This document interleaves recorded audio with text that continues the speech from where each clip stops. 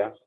Selamat pagi semuanya teman-teman guru yang join di Sport Teacher Camp pada kali ini. Ini episode berapa ini? Episode 4 atau episode 5? Saya lupa ingat nih. Di antara gitu sih kalau 4 ya. Iya. Oke, terima kasih udah bersedia.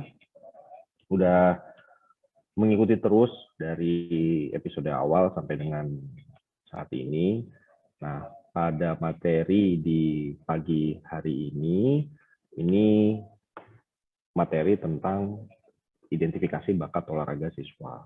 Tadi kan Mas sudah menyampaikan bahwa kemarin, ya memang sih diberikan kesempatan dapat undangan dari Komisi 10, Komisi 10 DPR RI untuk berbicara atau menyampaikan pendapat tentang dunia olahraga karena mereka sedang fokus ke pembentukan undang-undang SKN, Sistem Keluarga Nasional. Sebenarnya kalau kami perhatikan sih dari sudut pandang akademisi itu terkait itu, jadi gini loh, olahraga tuh tidak bisa dimiliki oleh satu pihak.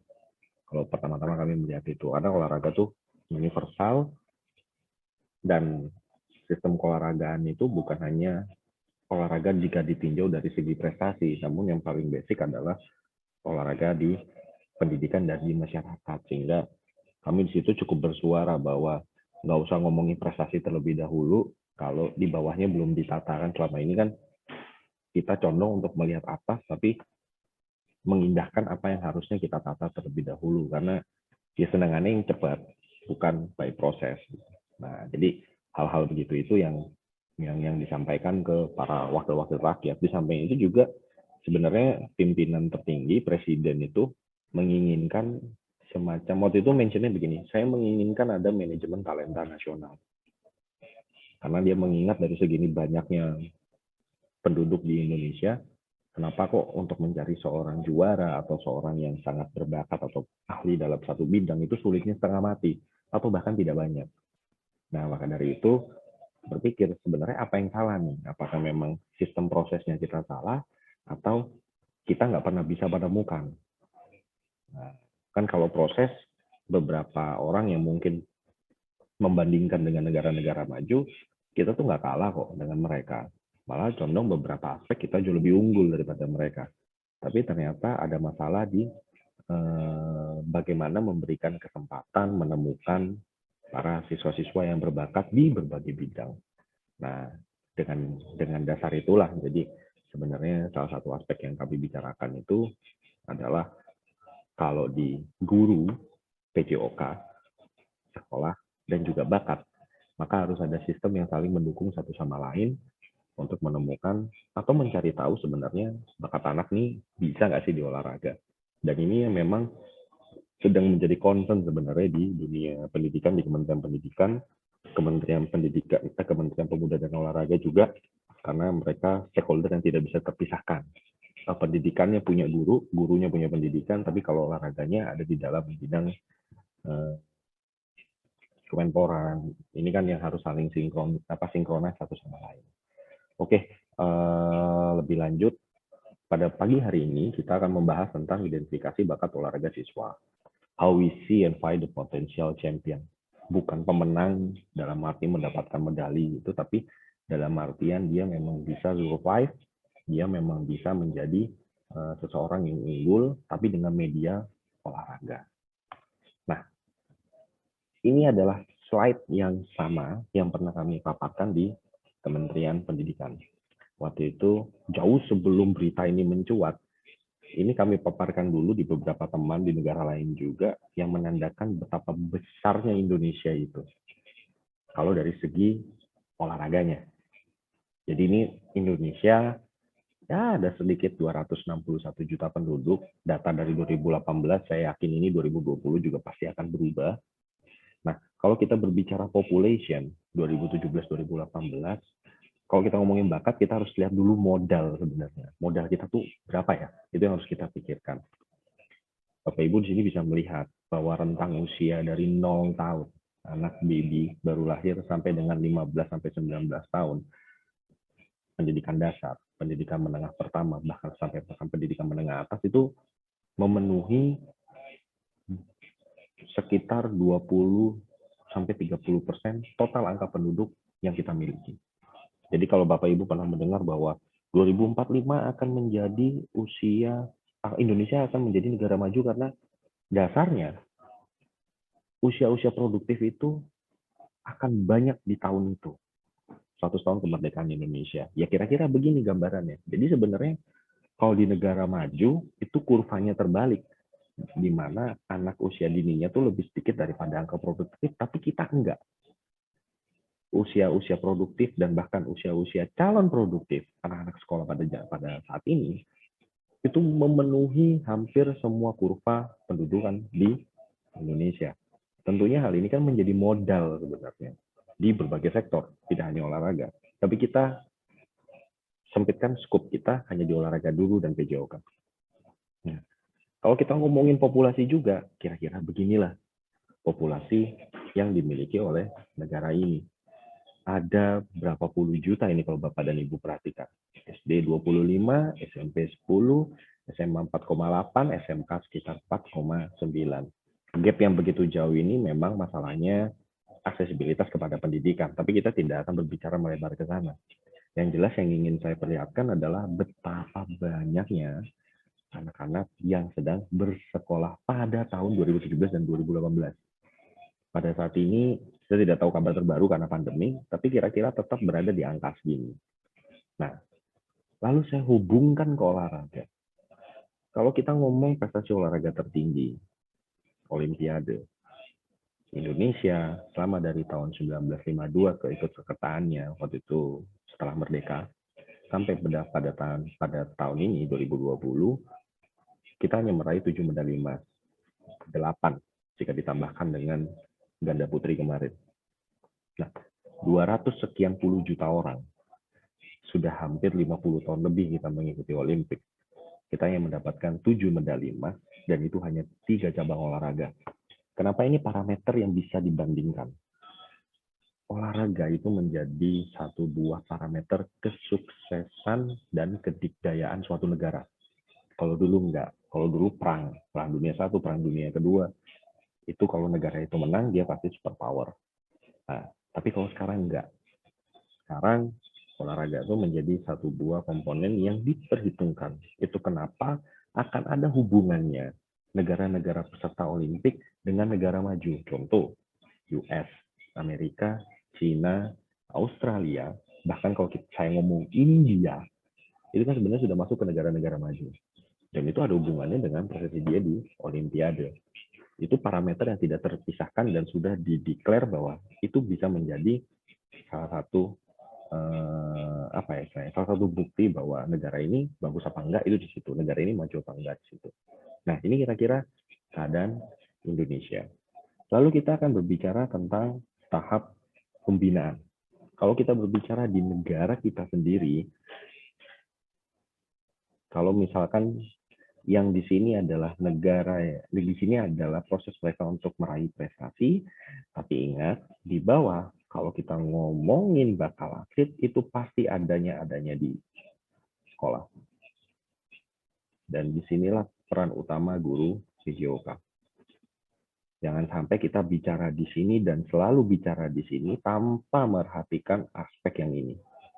Dan ini kan merupakan kekeliruan yang terbesar sebenarnya. Kita bicara kita mau meraih Olimpik, kita mau meraih prestasi, kita bicara mau meraih partisipasi, tapi tidak kita tata di dasarnya, nggak akan jalan. Itu kenapa Bapak dan Ibu guru perhatikan semua negara maju, terutama dalam bidang olahraga, pastilah pendidikannya juga maju. Dan itu saling berkait satu sama lain. Nah, kira-kira kayak gitu gambarannya.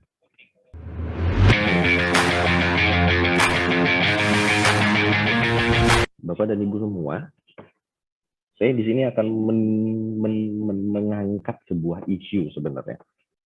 Ini ada satu cuplikan video yang O2SN, mungkin sekarang namanya berubah jadi KOSN ya, terkait dengan National Sport Competition atau kejurnas kalau kita ngomong. Di sini guru-guru PJOK atau bahkan sekolah berlomba-lomba untuk berpartisipasi memasukkan siswanya ke dalam event ini dan membuktikan bahwa salah satu sekolah ini atau sekolah-sekolah ini merupakan sekolah-sekolah unggulan. Dan di sini kan kita bisa mendapat penghargaan sebenarnya sebagai guru PJOK atau bahkan sebagai sekolahnya gitu. Tapi kita dari sudut pandang akademisi, wah tentu sangat mendukung. Tapi ada satu hal yang mestinya harus kita pikirkan. Karena kita bicara besar. Kita sebagai pendidik harus berbicara besar. Apa yang kami maksud, kami akan jelaskan di sini. Ini O2SN pada saat itu siswa dipertandingkan prestasi untuk mencari prestasi dan membuktikan bahwa dia adalah seorang pemenang atau juara. Mari kita berpikir sama-sama seperti ini. Dari 25 juta anak usia sekolah dasar di Indonesia, pernahkah kita bertanya berapa orang yang berpartisipasi dalam event tersebut? Event tersebut sebenarnya merupakan gambaran. Hanya 408. Pertanyaannya adalah, kemana sisanya? Nah, yang menjadi masalah di PJOK di Indonesia, salah satunya adalah tingkat drop out siswa itu sangat tinggi. Jadi sebenarnya jangan menyalahkan bahwa siswa ini nggak mau untuk berolahraga, nggak juga. Tapi memang sistem kita menuntut mereka untuk disingkirkan. Ya contohnya seperti ini. Ini merupakan kritik yang pernah kami sampaikan juga ke pemangku kebijakan. Bagus sih bikin olimpiade olahraga, cuma sisanya gimana? Jadi jangan heran kalau kita berpendapat bahwa dari kita punya 30 atau 40 siswa dalam satu kelas, hanya 10 orang yang mau main futsal, sisanya nggak mau. Ya kenapa? Ya ini tercermin dari tingkat bawah sampai tingkat atas pun modelnya begini. Nah, ini kan sesuatu yang harus kita pikirkan sebenarnya. Gambaran singkatnya sebenarnya, di Indonesia kan di sekolah, kalau kita mau mencari suatu bakat atau bahkan suatu penilaian, baik dalam ekskul, baik dalam aktivitas fisiknya, kita mengenal ada yang namanya TKJI dulu, tes kebugaran jasmani Indonesia. Sampai dengan saat ini katanya belum bergeser. Kalaupun ada pembaruannya tidak terlalu signifikan. Nah, sebenarnya kan itu didesain hanya untuk dua maksud. Maksud yang pertama, kalau ada siswa yang bagus, dia akan dilempar ke klub olahraga, sekolah olahraga, atau bahkan ekstrakurikuler yang menjadi dominan. Lalu akan dilakukan sport specific test atau tes kecabangan. Tapi bagaimana jika tidak? Dia akan dilempar kembali ke orang tuanya, ia akan menjadi pasif. Itulah yang menjadi pemikiran kami di perguruan tinggi. Kadang pantas ya banyak anak yang tidak mau berolahraga di usia sekolah dasar. Karena proses mereka untuk melakukan olahraga itu sangat tidak nyaman bagi mereka. Contoh kita lihat video yang saya tampilkan. Memang benar, TKJ ini memang bagus pada tahun itu dan teori pada di tahun itu. Itu kan keluar pada tahun 1995 waktu itu. Anak diberikan lari, sprint, vertical jump, sit up, static pull up seperti gambar video dan lain-lain, di mana pada era saat ini hal itu condong dihindari. Jadi kalau dulu memang iya, tapi makin ke sini itu condong untuk dihindari. Kenapa? Karena melakukan aktivitas fisik yang tidak mengajarkan anak untuk bermain sebenarnya. Tapi ya untuk melakukan aktivitas fisik itu, melihat kapasitas fisik si anak. Dan ini juga diikuti oleh orang yang punya kebijakan di bidang olahraga. Maka dari itu, kami pernah di kampus melaksanakan tes keberbakatan untuk calon atlet angkat besi. Bisa Bapak Ibu bayangkan ya, anak SMP usia 13 bahkan 14 tahun gitu, mungkin kelas 7 atau kelas 8, disuruh angkat bench press. Hanya untuk melihat apakah si anak itu bakat di atlet angkat besi. Usia 13, usia 14, bench press, dan angkat besi. Coba sama-sama kita lihat maknanya. Dimana kalau kita sama-sama belajar terkait dengan makna dari PJOK untuk siswa di sekolah dan condong arah di mana PJOK itu sendiri. Kan tentu ini menjadi tidak sinkron. Contohnya kira-kira begini. Ini waktu itu yang pernah kami kerjakan di salah satu pusat latihan atlet panahan Indonesia di satu daerah di Bojonegoro di Jawa Timur. Pada gambar ini merupakan anak SMP yang memang dilatih untuk menjadi juara pada satu seniornya dia. Nah, dari situ juga kadang-kadang kita menyusun sebagai guru bahwa ketika saya menemukan satu anak, saya akan memprofil mereka secara fisik. Dari profil mereka secara fisik, lalu saya tetapkan, oh ternyata untuk menjadi atlet di level nasional itu X. Dilihat gap-nya, ketika gap itu semakin tercukupi, maka dapat kita simpulkan bahwa si anak ini merupakan calon atlet. Kesimpulannya adalah kita condong menilai secara fisik, yang dimana pada usia tersebut fisik merupakan hal yang bisa bisa berkembang atau masih terus berkembang. Kita nggak pernah tahu 5-6 tahun yang akan datang si fisik si anak tuh bagaimana. Kira-kira kayak gitu. Nah, apa yang dimaksud bakat? Ini kan sebuah pertanyaan yang harus kita kaji lebih dalam. Saya punya beberapa video singkat yang tidak akan saya putarkan sepenuhnya karena mengingat keterbatasan waktu. Ini Bapak dan Ibu bisa melihat di YouTube, ada sekelompok anak, ini usia SD paling, di Cina, model olahraganya begini, untuk festival olahraganya. Apakah mereka dilatih, ataukah mereka memang berbakat sejak dini? Tidak perlu dijawab, mari kita sama-sama memikirkan. Ada anak yang secara sinkronisasi, gerakannya rapi, bisa mendribel kiri kanan, dan kompak antara satu dengan yang lain. Apakah mereka berbakat seperti ini? Ataukah mereka dilatih?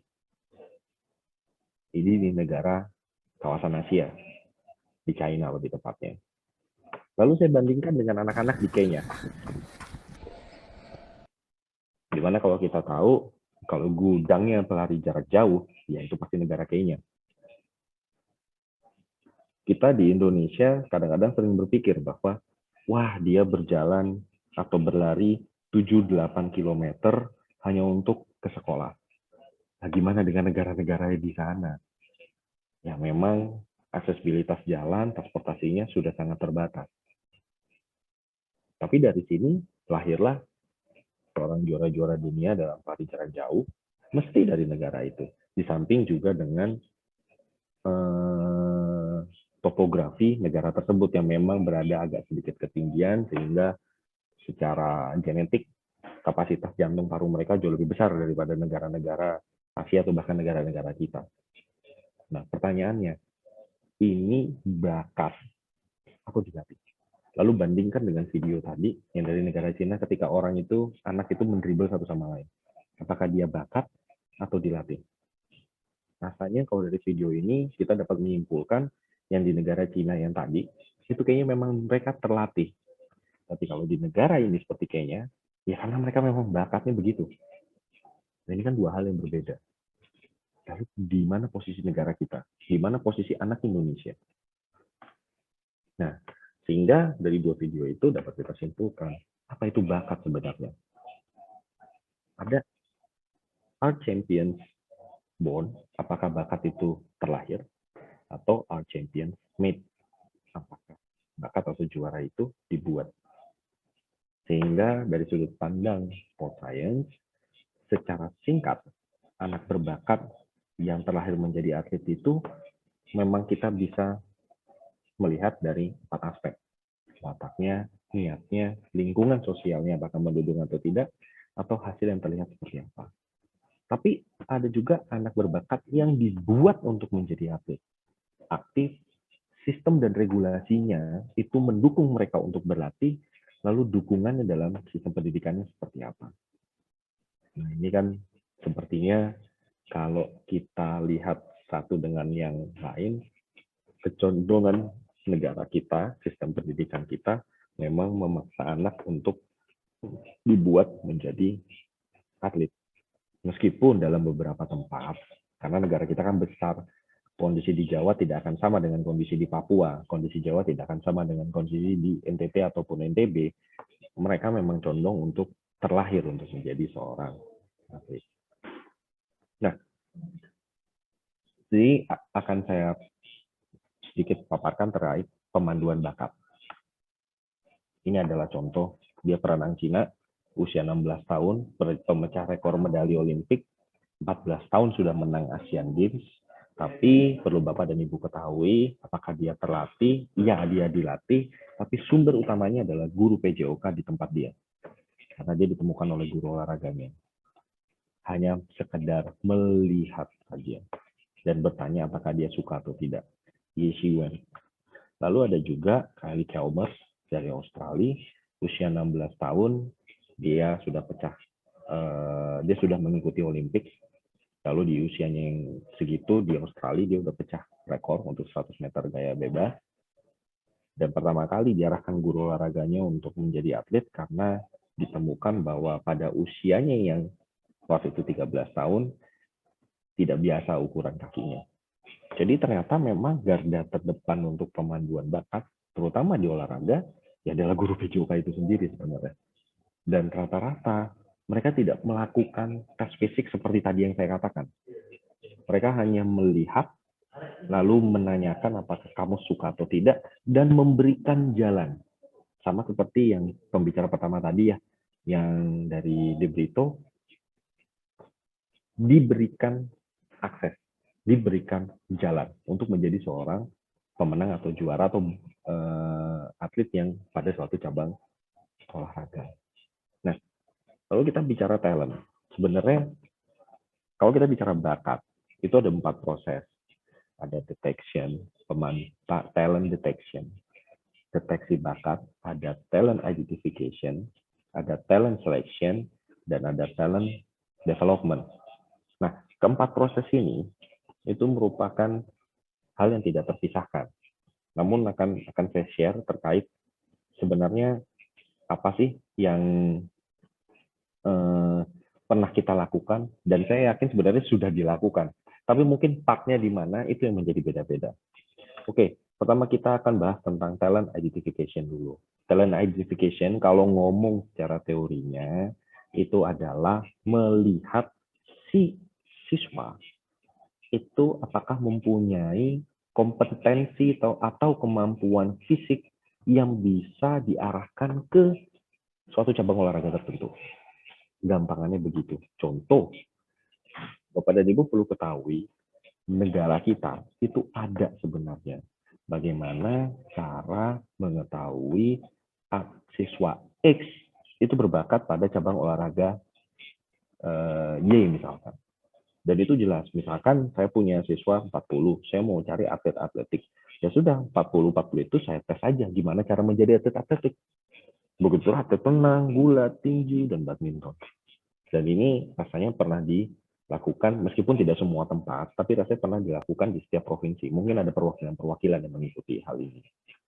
Nah, itu yang tadi saya utarakan di awal, di mana untuk mencari atlet angkat besi, ya harus melaksanakan serangkaian tes. Untuk mencari atlet panahan, harus melaksanakan serangkaian tes. Kira-kira kayak gitu. Tesnya tes apa? Ya tes fisik.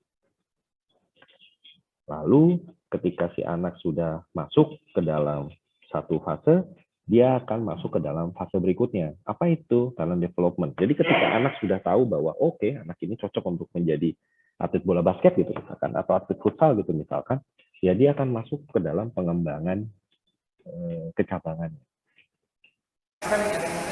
Contoh misalkan kalau kita berbicara atlet elit di Indonesia, ya proses-proses ini yang dijalankan. Proses-proses di mana dia melaksanakan suatu serangkaian latihan, suatu rangkaian tes fisik dengan pendekatan sport science. Apakah ini memungkinkan untuk dilaksanakan di sekolah, Pak? Mungkin. Karena kami kebetulan saya lebih banyak waktu di Jawa Timur juga sudah pernah melaksanakan hal ini di lingkup sekolah, tapi tidak bisa dalam jumlah yang sangat besar. Hanya jumlah yang sangat kecil dan condong spesifik. Misal ada si sekolah tersebut ingin mengikuti suatu liga bola basket nasional. Nah, ya si siswa di dalam liga itu saja di dalam tim sekolah itu saja yang ditangani. Yang lain, ya enggak, karena kan spesifik. Lalu ada selection. Di selection ini tentu akan jauh lebih spesifik lagi. Jadi sudah si siswa ini benar-benar dikelola layaknya seperti seorang atlet, dan ini tidak bisa guru PJOK berjalan sendiri. Pasti ada pelatih yang memang profesional, lalu ada pendekatan-pendekatan lain yang biasanya dilakukan di siswa atlet tersebut. Nah, dari keempat tadi sebenarnya ada yang kurang. Apa itu yang kurang? Tadi kita melewati satu aspek, yaitu talent detection. Nah, ini sebenarnya yang saya juga sering berbicara sih di teman-teman di komunitas guru PJOK ataupun di cabang-cabang olahraga yang lain, bahwa kalau mau cari atlet, itu dideteksi dulu, jangan langsung diidentifikasi. Karena dua aspek ini dua hal yang berbeda. Jangan sampai kita melakukan identifikasi dulu. Apa bedanya deteksi dan identifikasi? Karena ini dua hal yang sangat berbeda. Kalau diidentifikasi, kita melihat kapasitas fisiknya untuk dicocokkan dengan apa menjadi kebutuhan si anak untuk masuk ke dalam olahraga tertentu. Tapi kalau dideteksi, kita melihat potensialnya. Si anak mau nggak terlibat di cabang olahraga itu. Nah, ini dua hal yang berbeda nih. Dan tadi kalau saya sedikit melihat di paparan sebelumnya, ada suatu bagan gitu yang ada sikap apa segala macam menilai. Nah, itulah proses berdeteksi. Kalau nanti ketika dia oke, baru dilaksanakan masuk ke identifikasi. Kenapa ini menjadi penting? Bapak dan Ibu guru semua, teman-teman PJOK, seringkali kalau kita bicara cabang olahraga, kita akan bicara tentang kemampuan fisik si anak. Kalau kita ingin mencari pemain basket atau pemain sepak bola dalam satu sekolah, ya kita tinggal lihat mana anak yang berlari lebih kencang, mana anak yang lompatannya lebih tinggi, dan sebagainya. Tapi padahal kita nggak bisa memungkiri, Bapak dan Ibu, teman-teman semua, bahwa proses anak dalam berkembang secara fisik itu ada momennya loh. Nah, mungkin Bapak dan Ibu guru pernah mengenal ada yang namanya long term athlete development. Kenapa kok namanya long term athlete development? Perkembangan atlet jangka panjang. Karena memang jangkanya panjang dan ada proses sebenarnya yang harus kita pahami satu sama lain. Contoh, misal di perempuan usia 6 sampai 7 tahun, yang bisa dikembangin itu cuma kecepatannya saja. Kalau kita ngomong fisik, perempuan pasti punya puncak pertumbuhannya jauh lebih singkat daripada anak cowok. Itu kenapa kalau di SD kadang-kadang kita melihat anak perempuan itu jauh lebih besar badannya daripada anak cowok atau siswa cowok. Ya karena memang dari teori perkembangan memang seperti itu adanya. Dikenal dengan namanya peak height velocity. Nah, proses inilah sebenarnya yang sering digunakan di berbagai negara untuk mengembangkan suatu kurikulum yang mensupport pertumbuhan si anak. Itu kenapa jangan heran, terkadang kalau Bapak dan Ibu melihat pertandingan olahraga anak usia sekolah antar negara, kadang anak-anak Indonesia ini jauh lebih dominan daripada anak luar. Kenapa bisa begitu? Karena dia orang luar, di negara-negara di luar itu, ketika dia mendesain suatu kurikulum, mereka akan memerhatikan pertumbuhan si anak. Kalau di kita kan enggak, karena kita cari menang, sehingga semuanya dihantam jadi satu. Nah kalau di luar enggak, mereka mengikuti ini, sehingga yang tercapai pada usia emasnya, usia dewasanya, performance-nya akan dapat. Kira-kira kayak gitu. Nah, lalu apa yang menjadi pembeda? A model of talent development ETE. Bagaimana kita mengembangkan bakat di physical education. Kita sudah melaksanakan ini, dan ini tercermin di dalam kurikulumnya. Sebenarnya yang kurang dari kita adalah akses dan opportunity-nya yang tidak merata antara satu sekolah dengan sekolah yang lain. Kalaupun itu merata, artinya bisa untuk difasilitasi, maka proses identifikasi, berlatih, dan provisionnya pun yang terbatas. Jadi nggak melulu sebenarnya sekolah yang berada di tengah kota akan jauh lebih baik daripada yang berada di ibu kota gitu misalkan, akan jauh lebih baik daripada sekolah yang berada di kota lain. Enggak gitu.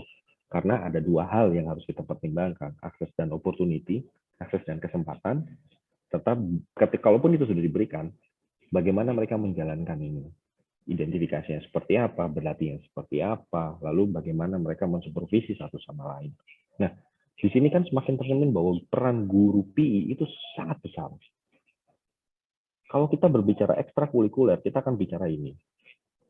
Kalau kita bicara misalkan di tadi SMA De Brito gitu, dia juara di salah satu event futsal misalkan dan basket gitu. Ya karena salah satunya mereka menjalankan proses ini.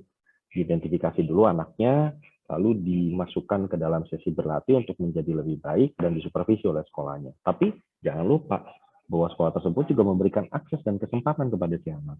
Jadi sistem ini yang saling terkait dengan satu sama lain.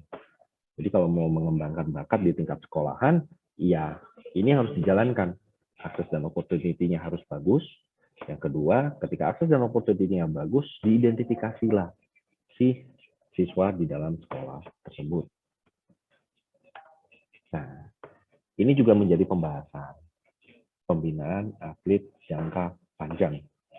Sebenarnya kalau kita ngomong pembinaan atlet jangka panjang, terdiri dari atas beberapa unsur, dan yang sering saya notice adalah unsur bermain ini sering sekali dilupakan. Karena kita berbicara tentang mengembangkan atlet dan mengoptimalkan si atlet. Nah, kalau kita berbicara tentang mencari kesukaan atau play yang berada di tingkat yang bisa dilihat dari tingkat sekolah, kita kan berbicara tentang passion. Artinya si anak ini sebenarnya suka apa. Nah, di sini saya akan sedikit memberikan apa ya, yang pernah best practice yang pernah kami lakukan di beberapa tempat terkait dengan mencari tahu passionnya. Jadi bayangannya adalah seperti ini. Saya punya anak tinggi besar yang ketika saya lihat siswa ini kok kayaknya cocok untuk menjadi atlet bola voli. Tapi ketika ditanya, kamu mau nggak jadi bola voli? Kadang-kadang mereka, wah enggak deh. Nah, itu kan passionnya. Tapi ada juga yang ketika ditanya, kamu mau nggak jadi atlet bola voli? Oh mau, tapi secara mungkin komposisi tubuh dan sebagainya, itu tidak bisa mendukung dia untuk masuk ke dalam lingkup yang lebih jauh. Nah, inilah pentingnya berbicara tentang passion. Jadi pada intinya, kita melakukan preferensi. Artinya kita memilihkan olahraga kepada siswa base-nya dari apa yang dia sukai. Lalu memasukkannya ke dalam golongan-golongan sesuai dengan cabang yang dia sukai. Nah, lalu melihat keyakinannya dalam menekuni cabang olahraga yang disukai. Jadi kesimpulannya memang sampai dengan saat ini kita masih mengembangkan proses terkait pemanduan bakat di Indonesia sendiri. Sampai dengan sekarang tidak ada paku atau pakem yang bagaimana proses itu berjalan, karena kita masih memakai metode dari Australia yang sejauh pengetahuan saya sampai dengan saat ini sudah lebih kira-kira 10 sampai 12 tahun kita masih pakai itu. Nah, karena metode tersebut melihat kemampuan fisik di siswa, itulah yang menyebabkan sedikit masalah juga sebenarnya, karena potensi siswa untuk menjadi drop out di dalam bidang olahraga itu sangat besar. Jadi kemampuannya atau kesempatannya tidak merata. Dan kita perlu untuk mencari cara agar siswa itu merasa sama di berbagai kesempatan di keberbakatan di cabang olahraga. Nah, baik. Ini bukan akhir, tapi saya hanya sedikit ingin sharing terkait dengan apa yang bisa teman-teman guru PJOK lakukan. Mungkin saya bisa dibantu, Mas. Halo Mas Danang, masih on cam nggak? Atau guru siapapun yang ingin mau menjadi volunteer untuk membantu saya, mungkin Mas Budi bisa membantu mengarahkan satu orang saja. Baik Coach, ini kita Siapa yang coba bisa? ya. Ya, satu guru aja diundang, di Satu invite. guru. Ya, gimana, Mas? Oh, Mas Danang. Mas Danang bisa bantu kami ya, Pak? Ya, gimana? Oke, jadi gini, Pak Danang, Mas Danang, jadi kami mengembangkan suatu sistem sebenarnya yang untuk mengidentifikasi bakat siswa. Kerjasama antara kampus di tempat saya, di UNESA, di Universitas Negeri Surabaya, dengan teman di Belanda dan Belgia, di Eropa bagian barat. Kenapa kok waktu itu preferensinya ke sana? Karena kalau kita lihat sebenarnya sistem pendidikan kelas olahraga di negara tersebut itu sangat mengutamakan equality atau kesetaraan. Jadi itu kenapa kok semua anak di sana tuh condong aktif dalam berolahraga, karena di samping mereka melihat apakah si anak ini memang fisiknya masuk di dalam olahraga tersebut, dia juga melihat apakah si anak ini benar-benar suka dalam meladeni atau melakukan olahraga tersebut. Nah, saya udah bikin link sih. Ini nama webnya nanti Sport Kompas. Nanti SID aku suka, mungkin Bapak dan Ibu guru bisa memfoto ini, men-screenshot. Nanti akan saya tunjukkan bagaimana caranya. Jadi begini kira-kira. Sebentar. Oke, di sini ya. Oke, sudah terlihat, Mas? Mas Danang sudah terlihat ya? Halo, Mas Budi, Mas Danang, bisa dengar suara saya? Sudah, Mas. Sudah. Oke, akan saya pandu ya. Jadi, Bapak dan Ibu guru, teman-teman guru PJOK yang lain, ini web yang kami kembangkan bersama, sudah kami bahasakan Indonesia. Dan perlu Bapak dan Ibu guru ketahui, kalau pergi ke Singapura, dan kayaknya bentar lagi Malaysia, terutama Singapura yang udah jalan, semua sekolahnya itu dibikin begini. Karena satu sumber.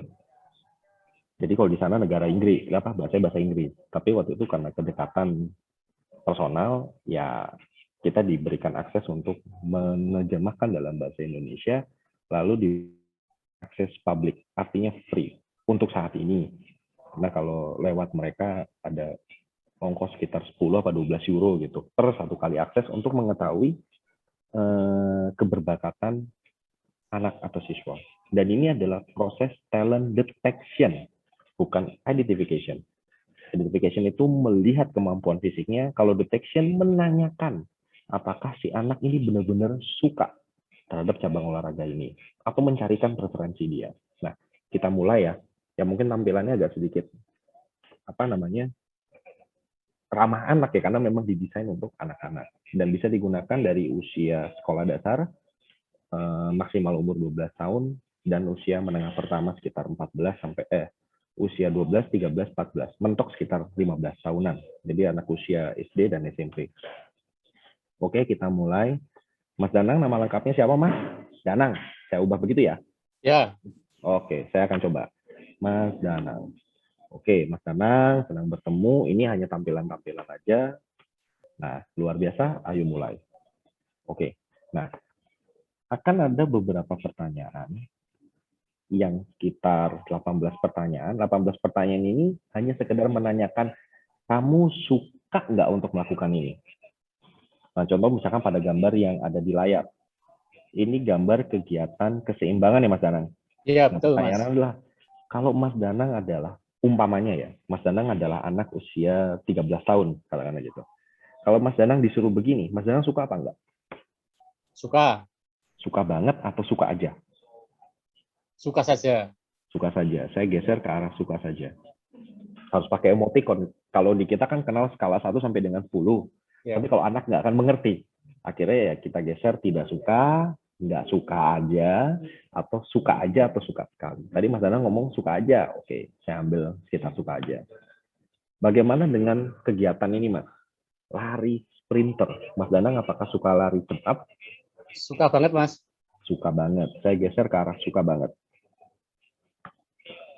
Mas Danang suka dengan kegiatan seperti ini? Nekuk-nekuk badan, fleksibilitas, dan sebagainya? Suka banget. Suka banget. Iya. Oke. Mas Danang suka lari jauh. Ini dia gambaran untuk lari jauh. Suka lari jauh, lari jogging juga waktu yang lama gitu misalkan? Tidak. Tidak. Biasa-biasa Tidak. saja. Biasa saja ya, mungkin biasa seperti ini. Apakah bisa untuk melakukan aktivitas ini misalkan? Sit up gitu? Suka, Mas. Suka banget. Suka banget ya? Ya. Suka banget. Suka melakukan aktivitas lompat-lompat nggak, Mas? Ya, suka banget. Suka banget. Ya. Oke. Suka melakukan aktivitas panjat memanjat nggak, Mas? Nah, beda kan Tidak, Mas. pertanyaan? Tidak. Tidak. Tidak. Tidak suka ya? Tidak suka ya. Oke. Apakah suka melakukan lari dengan menghindari rintangan? Suka banget. Suka Suka. banget. Suka banget. Mas Danang suka untuk melakukan aktivitas angkat-angkat berat seperti ini, Mas? Tidak suka. Biasa-biasa saja. Tidak suka, biasa-biasa saja. Oke. Lalu, apakah Mas Danang suka untuk melakukan aktivitas tangkap lempar bola? Biasa saja. Biasa saja. Oke, ke sini. Lalu, apakah Mas Danang bisa untuk melakukan aktivitas ini? Wall toss di dinding? Ya, biasa saja, Mas. Biasa saja. Oke, saya biasa saja. Suka menendang bola, Mas? Suka banget. Suka banget. Suka melakukan aktivitas dancing nggak? Joget? Ya, tidak terlalu. Tidak terlalu. Ini untuk usia 12 tahun ya? Ini Ya. umpamanya Mas Danang waktu usia 12 tahun. Tidak terlalu. Suka melakukan aktivitas di dalam air, Mas? Ya, suka. Suka. Ya. Oke. Suka main yang berhubungan dengan raket? Tidak terlalu, Mas. Tidak terlalu. Oke. Pertanyaan selanjutnya. Mas Danang suka main di luar ruangan atau di dalam ruangan? Di luar ruangan. Luar ruangan. Luar ruangan. Ya. Saya tanya lagi, Mas, untuk meyakinkan. Luar ruangan atau dalam ruangan? Luar ruangan. Luar ruangan. Kita tanya lagi. Luar ruangan atau dalam ruangan? Luar ruangan. Luar ruangan. Berarti Mas Danang ini memang condong sangat suka aktivitas yang berada di luar ruangan. Oke. Seneng olahraga yang sifatnya rame-rame atau sendiri? Yang rame-rame. Permainan. Rame. Model tim. Permainan. Sip, model tim. Jelas ya? Ya, permainan. Oke. Seneng yang menghindari atau ada unsur body contact-nya kalau main?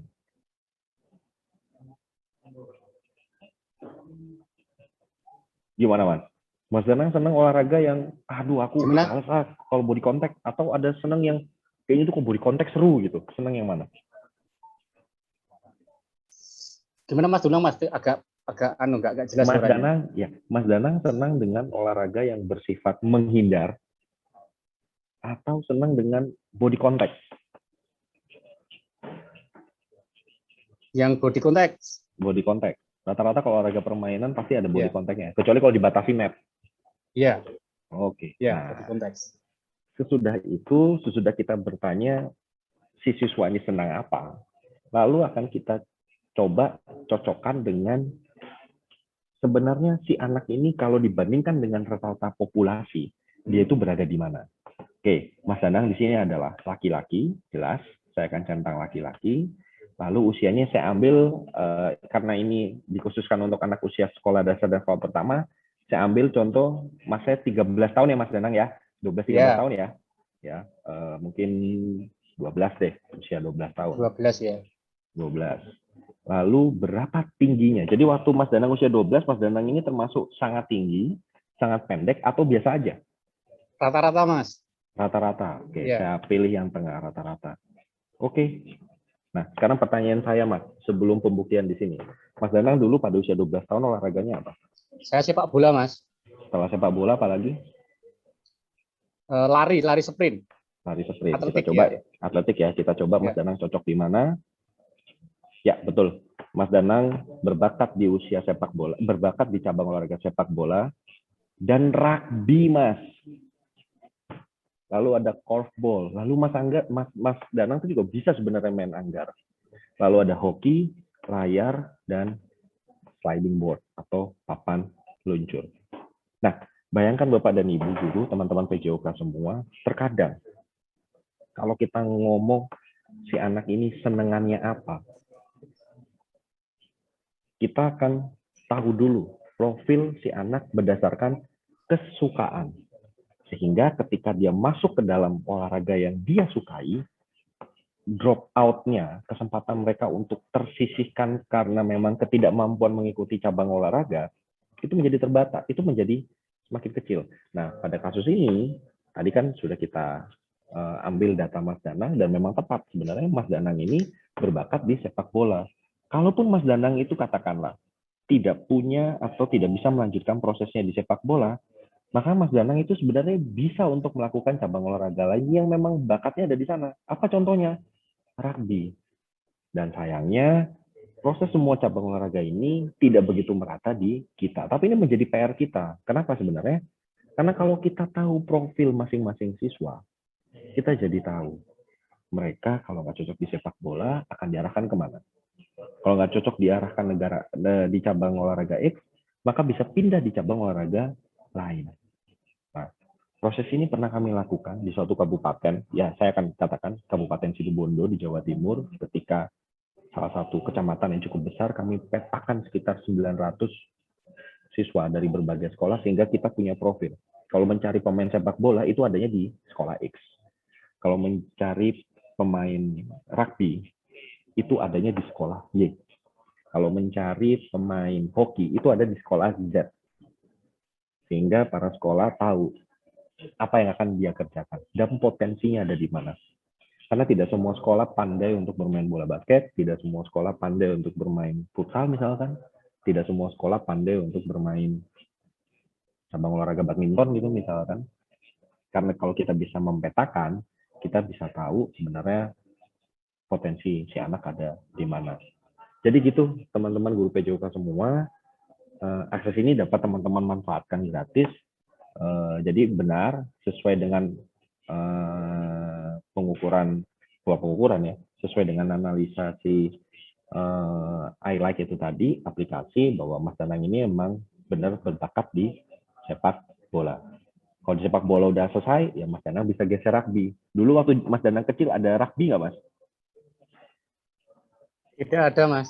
Nah, ya itu. Tidak Berarti ada. kan kalau kita ada profil-profil seperti ini bisa dijadikan kesempatan untuk mendirikan satu semacam ekstrakurikuler baru gitu misalkan, atau mungkin bisa untuk mengarahkan si siswa untuk mengikuti klub-klub olahraga tertentu.